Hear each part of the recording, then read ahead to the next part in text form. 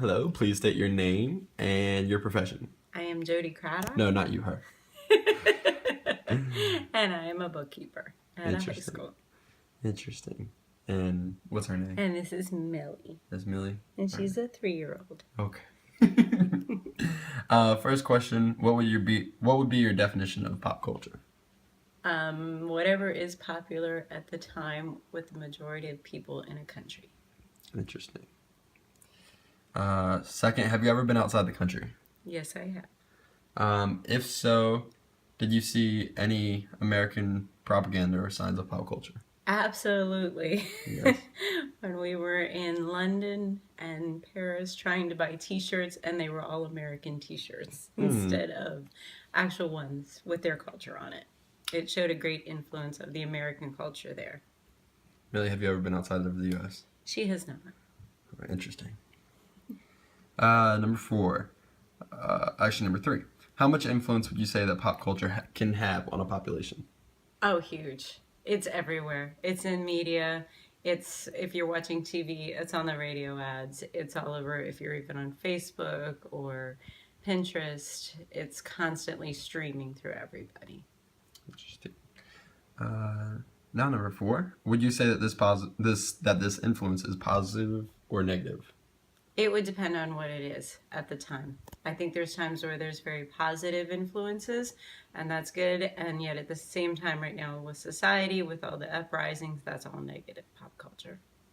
Cool. Number 5. Which would you say has the biggest influence on a population? Music, movies, or television? Television. Television. Mm-hmm. Thank you. Interesting. 6. How has American influence spread so rapidly throughout the world? Because everybody has social media at their fingertips on their cell phones. Interesting. Most people have cell phones at their fingertips. You have a dog. Yes. 7. Why would you think that is? Why would I think what is? That American pop culture has spread so rapidly because of the technology. Exactly, because of the technology of everybody having their cell phone, having an iPad, and seeing what's going on currently in the world all the time. Cool. Number 8. Why do you believe seeing American pop culture is more prevalent in places such as Great Britain rather than places such as Africa? So first world because of the countries. technology that's available in those locations. Cool. Number 9. Name an example of Neo-Imperialism when it comes to pop culture, or an example of pop culture outside of the U.S. Define Neo-Imperialism, please. Millie, you got the definition? You got that? Can you please define that, Mel? I wasn't kidding. I can't even say it, let alone define it. Neo-Imperialism is, well, you know what imperialism is? So it's like, it's the spread of something by force. And Neo-Imperialism is like what comes along with it. Okay, so repeat the question now. Name an example of name an example of Neo-Imperialism when it comes to pop culture, or an example of pop culture outside of the U.S. So I believe it goes back to the social media and technology. Thank you. Like an example of it, though. Example?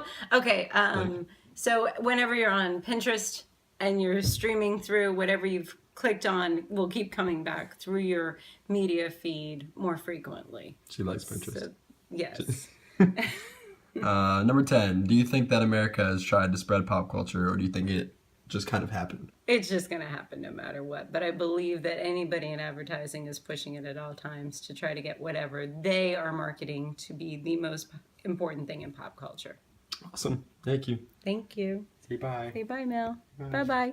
She's tired.